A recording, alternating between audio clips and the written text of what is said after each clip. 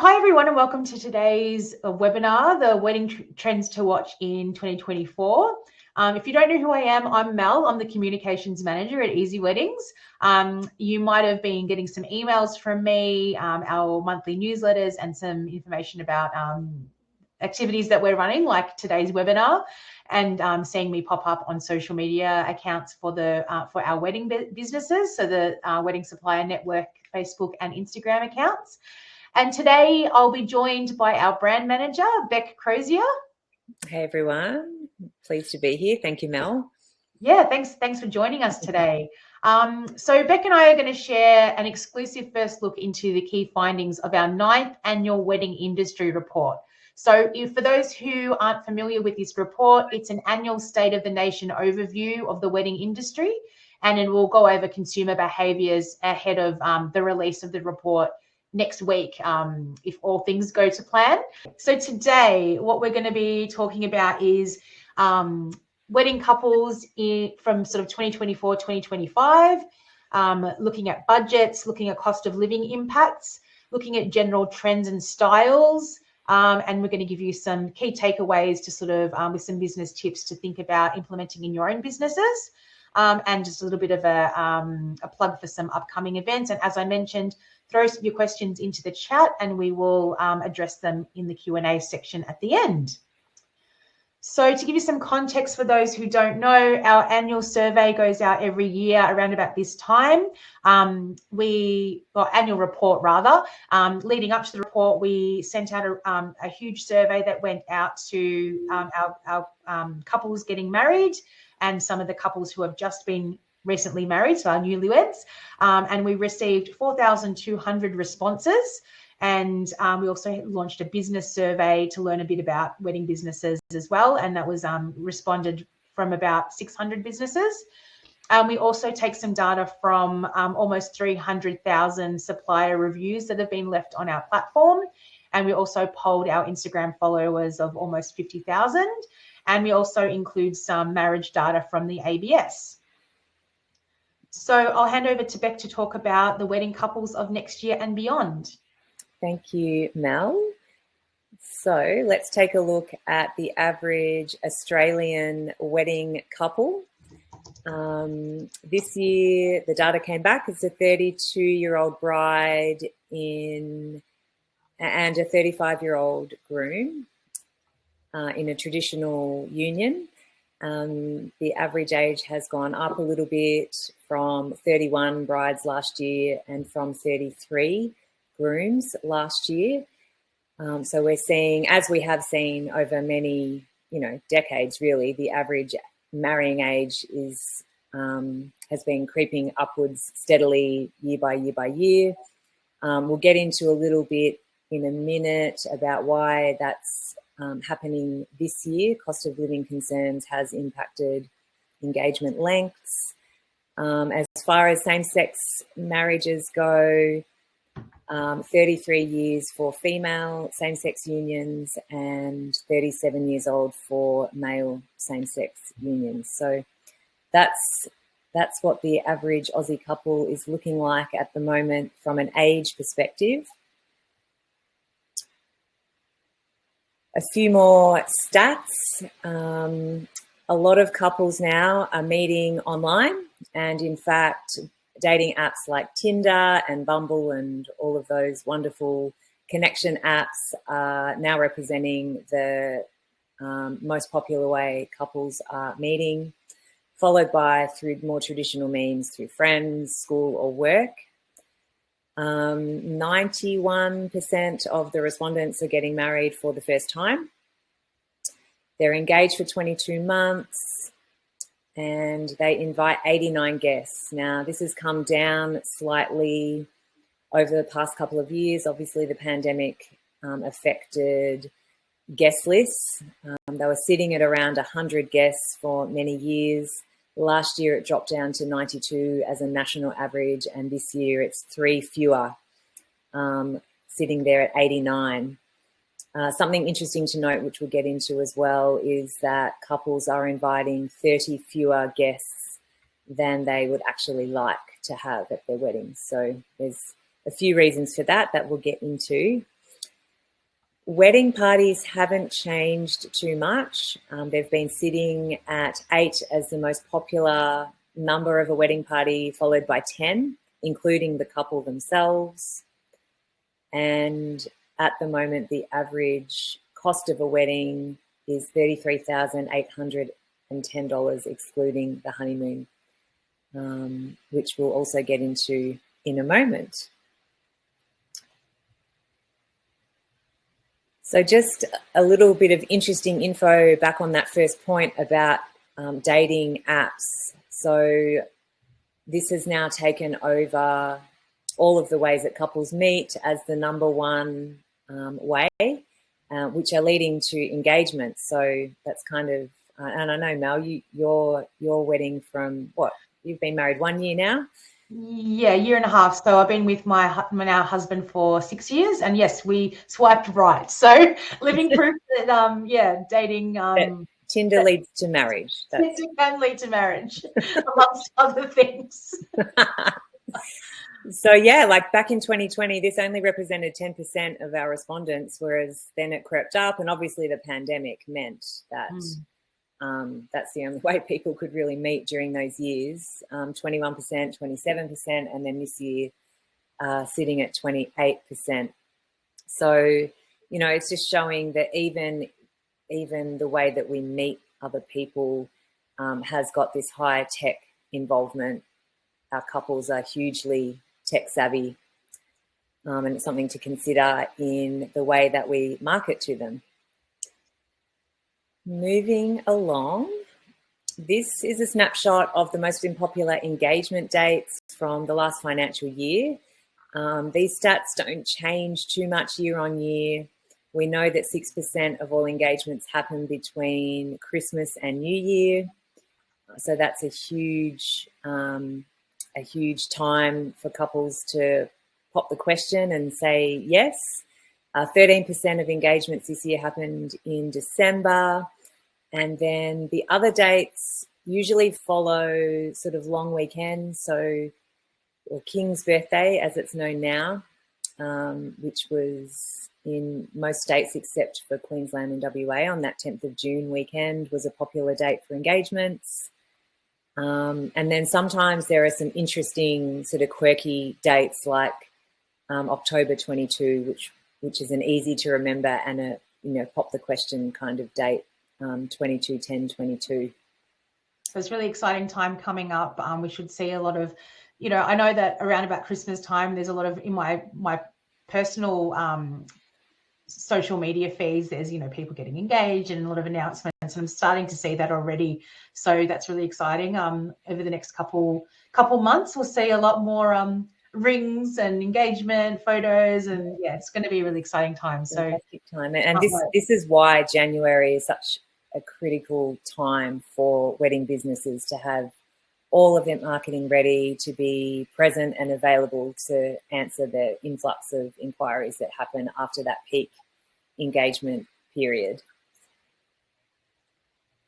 What else can we tell you about couples, how they choose their wedding dates? Still, the venue plays such a key part of when a couple gets married. So venue availability is the number one way or determine, the number one way that couples choose their date. So just based on that availability. Then it's by their favourite season, which isn't too far behind there, 27%. We know that spring and autumn are the most popular months or seasons, to be married. And then some couples are choosing a day that has special meaning to them, outside of those factors. Like your anniversary or parents' wedding anniversary or the day they met. Now, next year, we've got the forecast of the months that will be busiest for marriages. We've got March there as the busiest month, being there in autumn. March is also a 5-Saturday month. So every year we like to make a note of which months have got 5 Saturdays. Next year it's going to be March, June, August and November. But our data is still saying that October will be the second busiest month. So, autumn and spring are just those peak wedding seasons for couples getting married in Australia.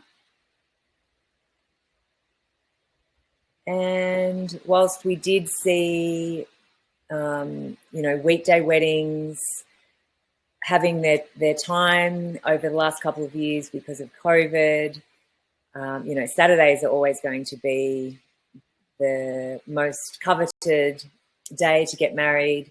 Next year, it's looking like a little more than 50% of couples will be married on a Saturday. And that's just sort of interesting to note that 57% of weddings will happen on just 29 days of the year. A small decline in Sunday and Thursday weddings that happened this year compared to what's going to be happening next year. It's also interesting to note that although Saturday is obviously going to be super popular, other days like Friday, Sunday, and even, weekday weddings are also, it's not something that, it's an option that couples are exploring. So, and we'll talk a little bit later on about cost of living impacts and things like that, but just to have a think about, potentially offering a deal or an incentive to book those less popular days helps obviously free up suppliers on their premium days, and it gives couples an opportunity to come in line with their budgets too. All right. What else do we have? Okay, top stresses for couples planning a wedding. This hasn't changed too much from last year. Number one position is sticking to their budget, which is not surprising at all in the climate that we're in, followed by the guest list. So given that couples are inviting 30 fewer guests than they actually want to, we can see how these two things sort of go hand in hand, that it is stressful having to cut your guest list because of affordability. We'll get into this again in a minute, but almost 80% of couples said that cost of living concerns had reduced their budget. With regard to the rest of the top five there, keeping up with tasks, dealing with family, and finding reliable suppliers, it was interesting to note that out of the split between the engaged couples versus the ones that were recently married, keeping up with tasks was a bigger stressor for those still in the thick of their planning. But once they were married, dealing with family overtook that as the biggest stressor. So their stresses do change throughout the planning period. But yeah, sticking to that budget and then deciding who to invite. I guess it makes sense. Sort of there as their top priorities. Yes, it makes sense. The further you're along in your planning, the different factors that come into play in terms of what stressing you about. Yeah, and there'd be, once all that stuff's done, there must be a sense of accomplishment and relief that comes with, we actually did this, we got it done, and it's all the stuff we wanted to do. It's exciting, and now we can deal with our family. Let the fun begin with all the in-laws. All right, I'll hand this over to you, Mel. Yep, this is where I take over. So I'm talking a little bit about suppliers. So where couples are finding their suppliers. So it's really, really great to hear that Easy Weddings is still Australia's #1 source of truth when for planning a wedding. So we're finding that almost a third of couples begin their planning journey on our website. So Easy Weddings, our couples are telling us that Easy Weddings is the first place they're finding their wedding suppliers, which is kind of what we expected, but now we've got the data to back it up, followed by social media, which is still quite high at 21. And then not too far behind is Google search and sort of desktop research. And then a smaller component are recommendations from family, friends, planners, venues, and some inspo at expos. So yeah, so when we talk about Australia's sort of #1 place for wedding and wedding planning, that's what we mean. Most of couples start their planning journey on Easy Weddings.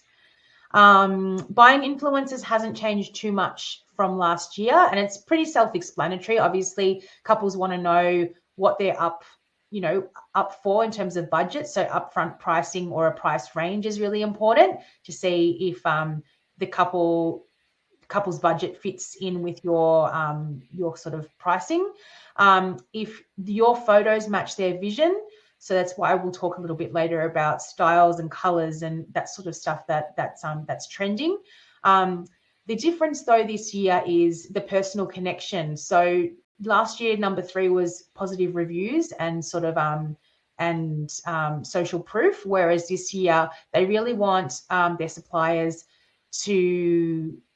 they want to trust their wedding to suppliers that get their vibe and that they have that they engage with and that they mesh with and that they sort of understands their vision. So that's really important to ensure that you approach every conversation with your couples that you're super, super stoked to be considered being part of their day, and their wedding is the most important thing that you're working on, and you cannot wait. You couldn't be any more excited to be part of their day, and you're super, super touched that they would even consider you. So something to consider. Obviously, it depends what supply category you fall under. Some of those more things with higher touch points like celebrants, venues, people that are going to be curating the day are going to be a bit more of a influence than maybe someone that might be like a bomboniere or something that isn't really involved on the day, but still very important to nail the brief, understand what their vibe is, what their style of wedding is going to be, and deliver the service that meets that. So yeah, keep that in mind. I think also, Mel, that personal connection piece for me also means bringing a level of authenticity to your communications and to how you present and market yourself to these couples, because that personal connection comes when they can see that you are like them. They can see the similarities between you and them. So not being afraid to put yourself out there as an authenticity piece. Yeah, and that raises a really great point that we touched on earlier about how tech is sort of changing the way that our target market is being inspired and communicates. I hear a lot of the time from suppliers that they know that they need to start creating content that shows their face and their product and their behind the scenes and them addressing their audience, but they just feel quite intimidated about putting themselves forward.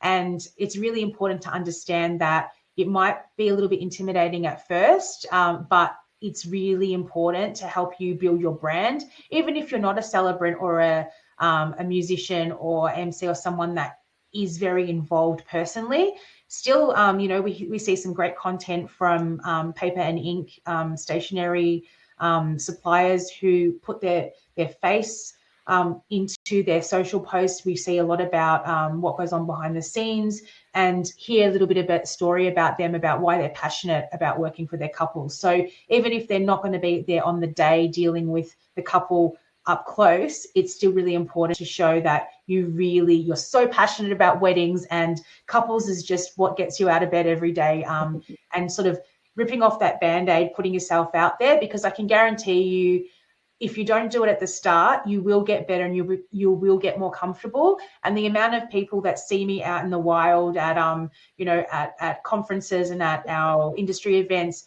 they'll recognize me. Obviously, I'm very easy to recognize with my hair and everything, but they'll be like, Mel, Easy Weddings, I know you from Instagram, which is so bizarre to think about it, because I'm not really an extroverted type of person, but it's really important for brand recognition. So yeah, that's my hot tip to you. Get comfortable with putting yourself out there. Even if you feel like awkward, you can retake, we can redo it, but the more practice you get, the better at it you will be.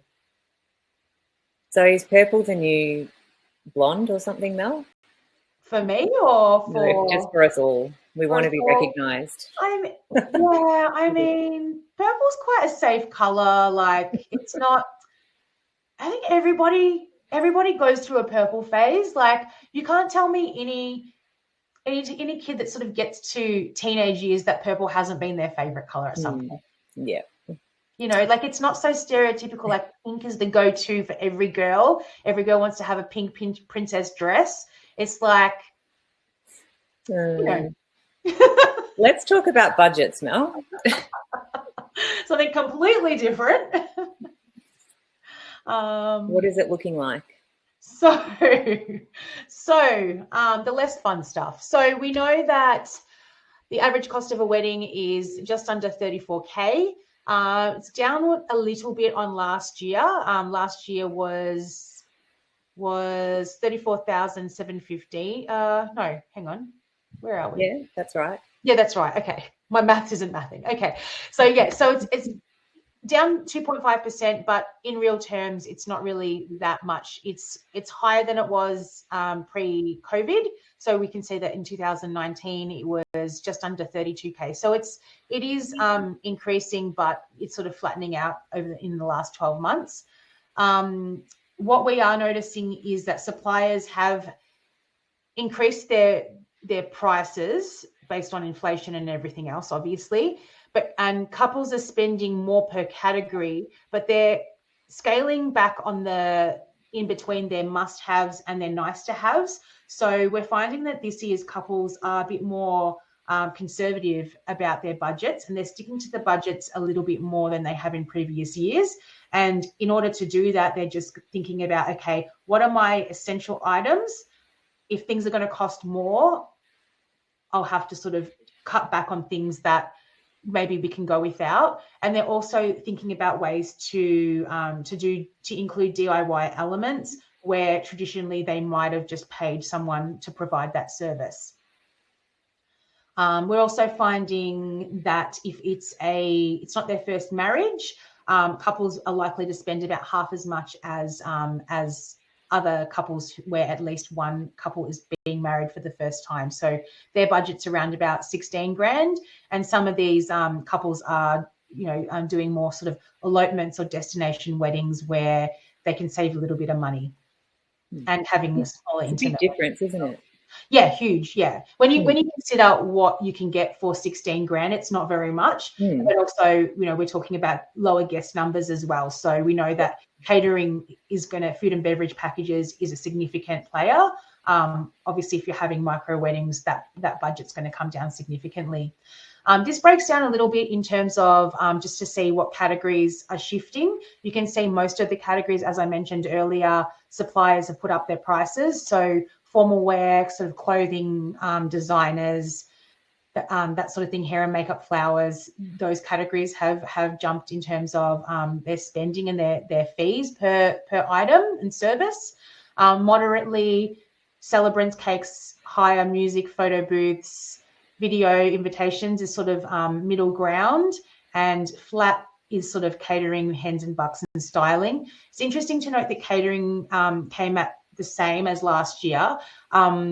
It's essentially not because it's costing less, because we know that produce and everything is costing more these days. It's largely due to the numbers. So we know that people aren't inviting as many people at their weddings as previous years. Traditionally, it's been around about the 100 guest mark, and now we're seeing couples scaling back to around about the 80s. So that's obviously going to reflect in how much they're spending on catering. And cost of living impacts. So this is the first time we asked our couples in a bit more detail about cost of living and how that's affected their budgets. We thought, obviously, because of the social impacts it's having outside of weddings, it's really important that we acknowledge that this year and just sort of see how that reflects. So we asked our couples if cost of living has reduced your budget, and almost, 3 in 4? 80? Yeah, a bit over. Yeah, almost 80% have said yes, it has. So, and that's gone up 20% on last year. So that's quite significant to cut, to call out. We mentioned earlier that the average guest list has fallen by 3 guests, which doesn't sound like a lot, but when you think of cost per head, that adds up. And Bec mentioned earlier that couples spend 22% more than their original budget. And last year it was 26. So while it doesn't sound like a lot, it's still we're finding that couples are more tightening their belts on their spending. We're finding that they're saying things like they're cutting guest numbers, they're spending less per head, they're cutting, Or they're spending less on other elements of the wedding outside of the reception cost. So reception cost is 45% of the total budget. And then, they're choosing to spend less on what they're deeming as non-essential, sort of nice to haves. Yeah, and that's where the DIY elements come in as well. So it was interesting this year, though, that the original wedding budget that a couple starts with hasn't actually changed this year, but the final actual wedding spend is the thing that's reduced that gap from 26% by going 26% over budget down to 22. So couples are just being more diligent with how much they're spending, and it's out of necessity, really. Yeah, it's the expectation versus reality is that budget gap is what we're talking about. So yeah, it seems like they're knuckling down a little bit, which is reflecting of economic times. Has the cost of living reduced engagement lengths? Well, yes and no. So we asked a direct question, and 1 in 3 couples told us yes, they have extended their engagements to be able to afford their wedding. But when it comes to looking at the engagement length, it's the same as last year, 22 months. So we expect that next year's results will be a little bit different. We expect that it's going to be a longer period to sort of reflect the behaviours of this year. So when we asked people about their length of engagement, those people that said that they did extend their engagement, 40% of them said they extended it by a full year, and 23% said they extended by 6 months.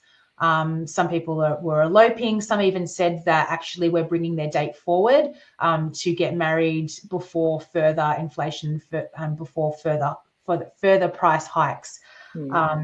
And it's also interesting to note that while the average engagement length is 22 months, the actual planning time is around about 15 months every year. So we know that sort of the first few months, they're just newly engaged, they're excited, they might be just planning their engagement party, and they're not really investing in, thinking about venues and celebrants and all those other things. And then obviously at the end of the cycle, most of the plans have already been locked in, and there's not a lot of last minute plans that need to change. So you're looking at that period in between, that 15 months is the sort of crucial planning time. And now I hand over to Bec to talk about trends and colours and all things a bit more exciting than budgets. Depends who you're talking to, Mel. True. So not much news, fortunately or unfortunately, depending on how you view it. So as far as ceremony locations go, this year, 56% of couples said they would like the all-in-one reception ceremony venue. So minimizing that time between the ceremony and the party. 19% of couples were getting married in a public space, park, garden or beach, and 11% opting for a traditional church wedding. And again, no change here to the setting of couples' receptions. The number one reception setting for Aussie couples is a garden or outdoors reception. And why wouldn't you? Like, we live in such a beautiful country and climates are generally pretty good most of the time. If you're from Melbourne. It's just like, we just plan for all weather in Melbourne. Yeah. Winery was number 2. I mean, they're pretty close, 18 down to 15 winery, 13% farm or barn, 12% water view venue, and 10%, like, this was the only one that was sort of really opting for that pure indoors feel, that, that sleek ballroom style wedding, which traditionally would pair probably with that church reception. So that was 11% and then 10% for the ballroom. setting. The other four in the top four really have got that element of the outdoors represented somehow, like even with a winery, even with your farm and barn, and obviously with a water view venue. So Aussie couples really loving that outdoor vibe.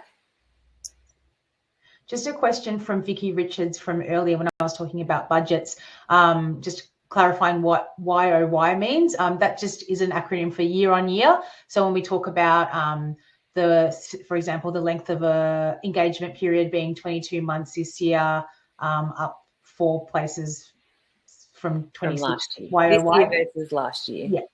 Yeah. Colours too have not changed really at all.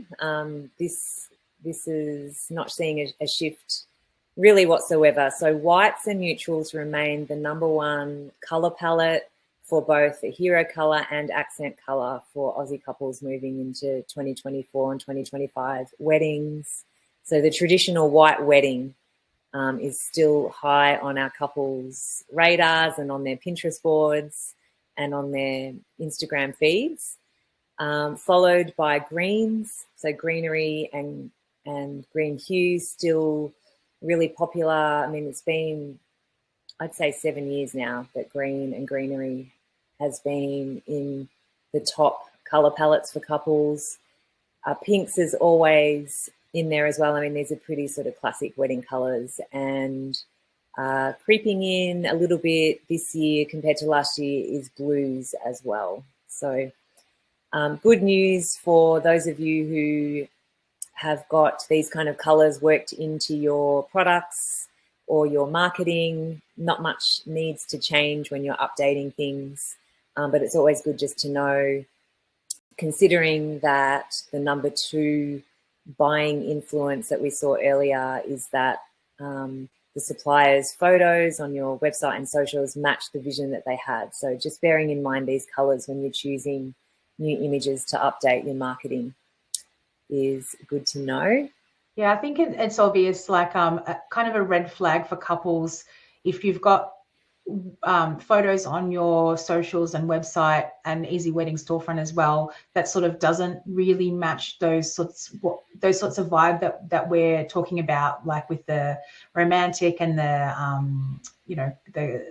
the neutrals. And if you're seeing stuff that's like, it's a big red flag that your style is a little bit dated and that maybe you're a little bit out of touch with your couples. So not saying your branding needs to match this exact, but just have a think about, what's your branding saying about you as a service provider, and are you actually connecting with your target market?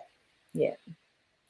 Well, similarly, it applies to themes and style as well. And in the top 3, not by much of a margin between them, rustic is still the number 1 wedding style, 10 or 12 years running now, except for 1 year, followed by modern minimalist. So that really pared back sort of clean lines look, then followed by romantic, that more delicate, soft aesthetic.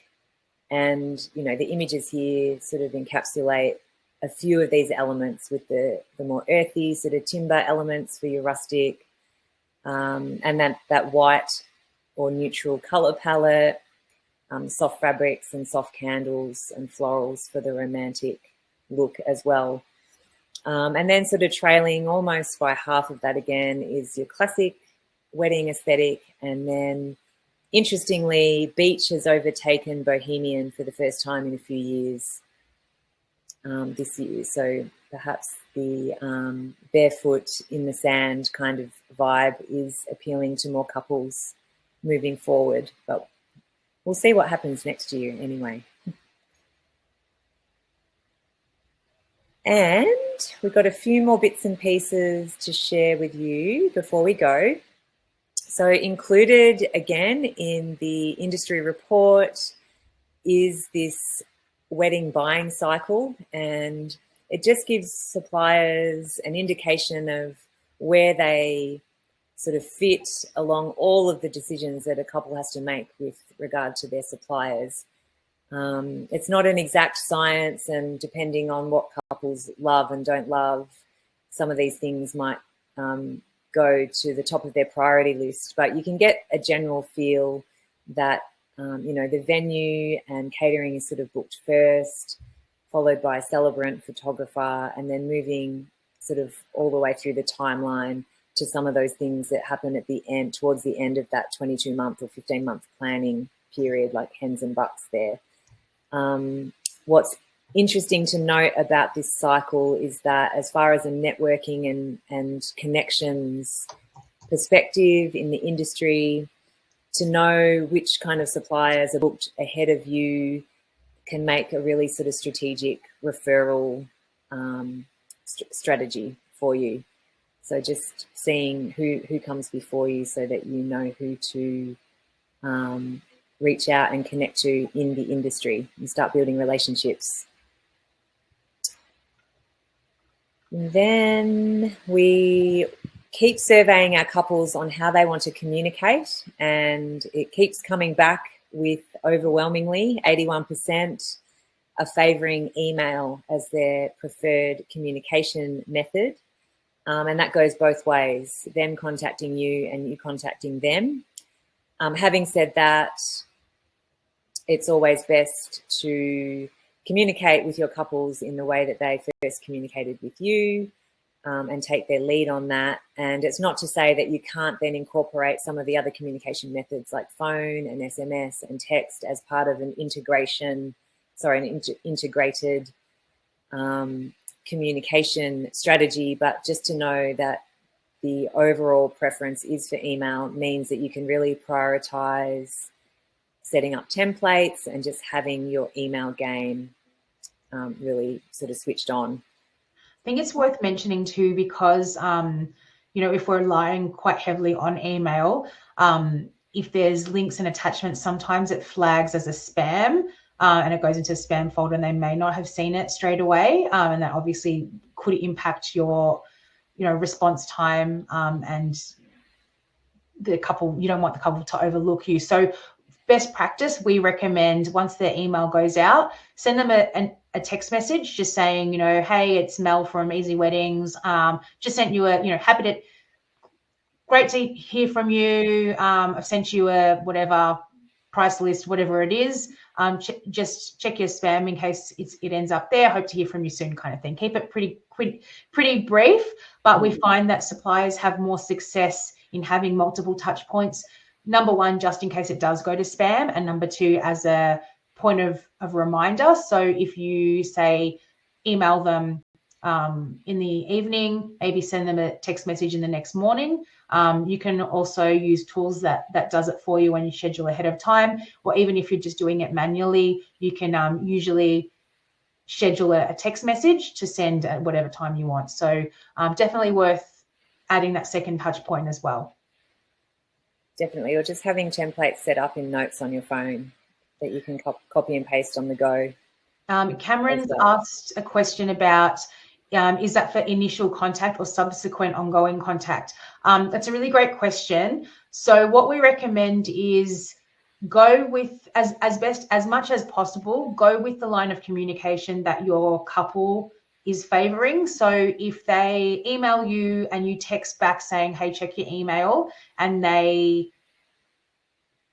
reply to you on text and go, yep, got your email, I'd love to, come in and taste your whatever, do you have availability? Or I'd love to organize a Zoom chat, when can we meet? Or whatever. If they've seen your email but replying to you by text, just go with it as much as it is practical, because if they're already familiar and comfortable with that text message, getting them to leave their preferred method of communication to go somewhere else that may not be preferred could be the difference between closing that lead and then going with someone else that prefers to communicate them how they want to be. And every couple's obviously different. Like some people might have a job where they can't really, they might not have a desk job, and they might be on out and about all day and they're not in front of a computer typing, and text is really beneficial for them, or they, so if you've got a lead who is communicating with you somehow,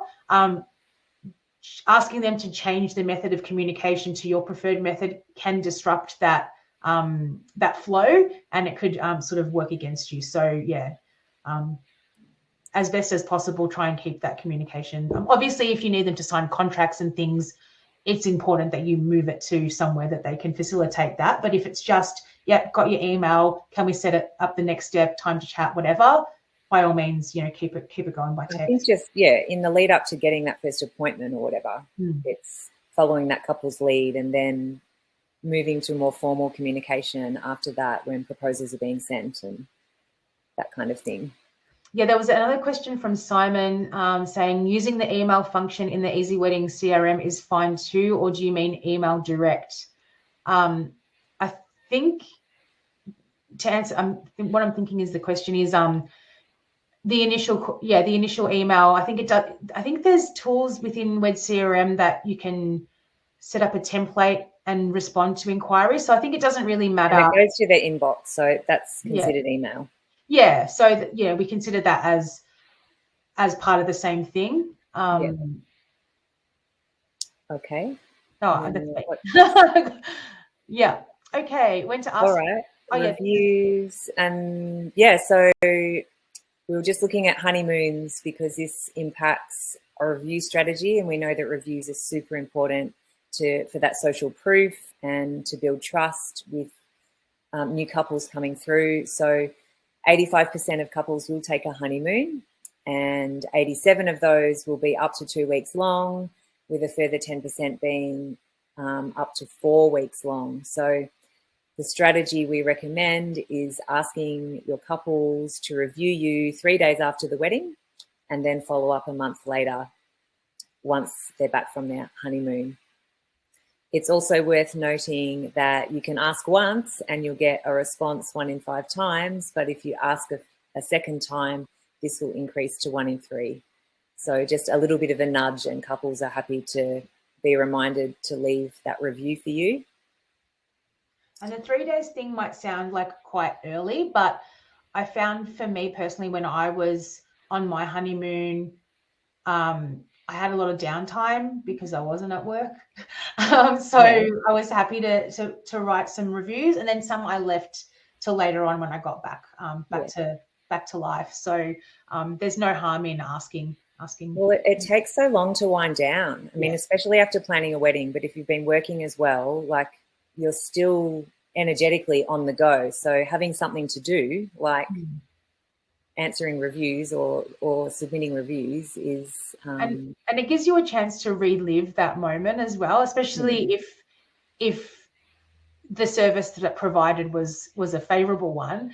You're like, yes, my photographer was amazing. Oh yes, I had the best time. Like, it's top of mind. So yeah, there's no harm in asking, and obviously re-asking later on if you don't get a response straight away. So just wanted to leave you guys with some key takeaways, just so, what does all this mean? What does this have to do with my business? Why are you telling me about colors? Why are you telling me about all this stuff? Here's what, just some tips of what you can take away. So interesting to know and good to know that Easy Weddings is still the #1 place that Australian couples first find their wedding vendors. And if you're not on our platform, you're missing out. So high visibility, a third of wedding couples start their planning journey on our website. You're in good hands. This is a good place to start. Next on, after finding a supplier on Easy Weddings, couples will research further on your website and socials. So it's really important to ensure that you have cohesive content across platforms. So what we mean by is they find you on Easy Weddings, and then where do they go next? So a couple might go, okay, I like that cake supplier. I'll check them out on Instagram and see, what other cakes that they've done, or if they have a cake that I really like that matches my sort of Pinterest board or whatever my kind of inspo is. So we want them to make that connection and actually not question, is this the same supplier? Because their pictures don't really match, or this seems really outdated, or, you know, that sort of thing. So yeah, make sure that there's a cohesive connection between the two. And obviously, because the buying cycle is about 15 months long, they might have favorited you on the Easy Weddings app and then come back 6 months later, and then not, if they can't make the connection and are not confident that you're the same supplier, they might sort of keep scrolling. So yeah, having that cohesion is really important. We mentioned earlier that couples are spending smarter, so they book fewer suppliers but spend more per category than last year. So there was a comment about that maybe we need to put our prices down from pre-COVID. The advice from our CEO, Matt, is to not do that. You know, cost of living is impacting everybody, our suppliers included, and we need to keep putting our prices up, because if we keep trying to make it affordable for everybody, you know, that's not really good business sense. So just know that couples are spending smarter, and we kind of need to educate our couples about what why they should be spending with us and not someone else, or why it's really important investing in getting a professional to do the job rather than trying to DIY or get a friend to help. So it's more about the education piece rather than cutting prices. And we know that they still overspend their budget by 22%. So as I mentioned, once they're educated, they spend more. They might not realize that flowers cost the price that they cost, particularly for fresh.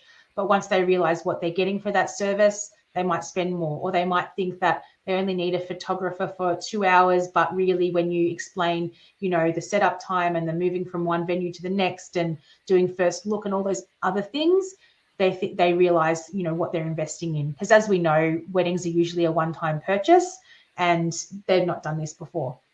Some more key takeaways: couples choose suppliers whose content fits their vibe and who they personally connect with.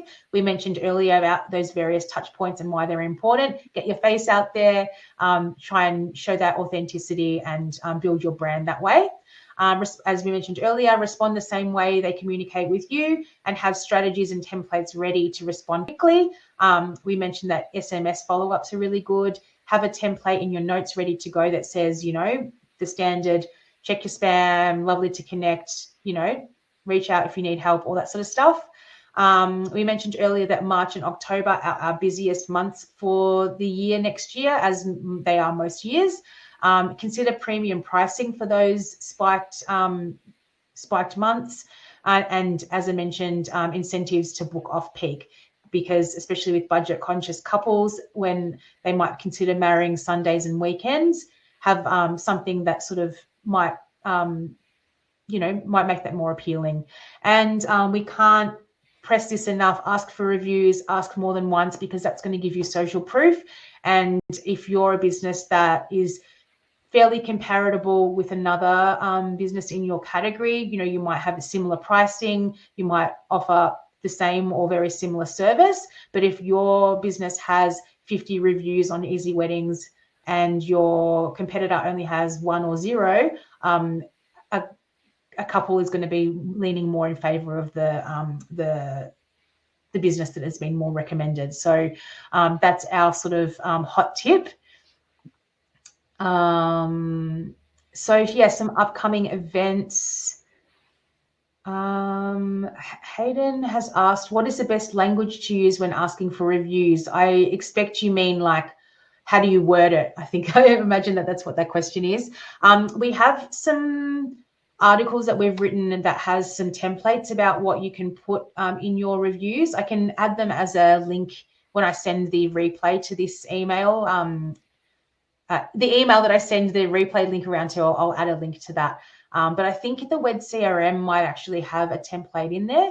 And I know that you can also pop in your couple's details in your Wed CRM under the review section, and our customer service team can chase those on your behalf as well.